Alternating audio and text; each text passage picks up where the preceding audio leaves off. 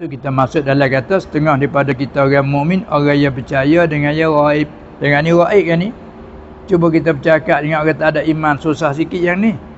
Ikan minta ampun ya. Kan? Ikan minta ampun mana kita dengar, mana kita tahu. Pula ikan tak ada lidah. Kan macam-macam bahas. Tapi kita orang mukmin dengar saja. Dipanggil sama'i. Kerana kita beriman dengan Allah, keyakinan kita tetap dengan Allah yang Maha Kuasa. Kita tak ada dia mengadakan. Apa yang sudah ada, tak kuasa nak menuturkan.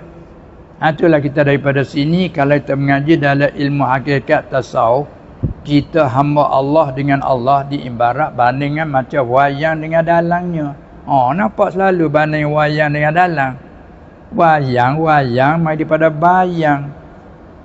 Kita betulkan ba jadi wayang. Asalnya bayang. Bayang apa? Bayang kulit. Kan? Tak kulit je, kulit belulang. Kan? Tu jadikan bayang.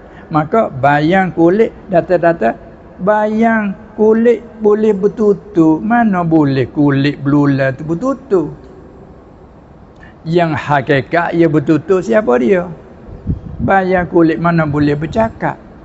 Tapi yang hakikat bercakap siapa? Dalang. Tapi kita tak nampak dalang kada selindung dengan kain tu. Kita tak nampak dalang, tapi yang kita nampak hanya bayang. Apabila dalang tu bercakap, zuhirnya dibayang. Sebab tu dalam tasawuf dia panggil mazhar. Kita hamba ini sebagai mazhar. Tempat nyata.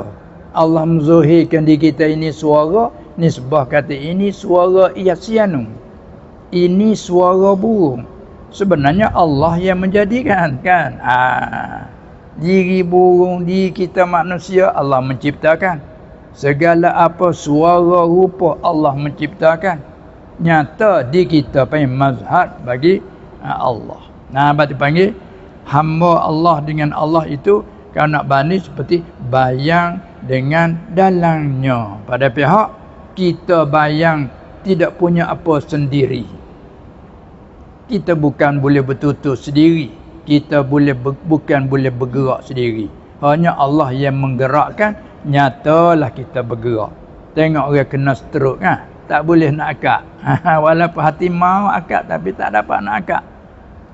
Itu nyata. Demikianlah. Maknanya untuk kita nak apa itu? Nak menambah pengertian, nak menambahkan keyakinan kita. Bila Allah yang Maha Kuasa melakukan sesuatu, ialah berlaku. Innama amruhu iza arada syai'an ay yaqula lahu kun fayakun. Sebab tu pada pokok asas kita beriman dengan Allah.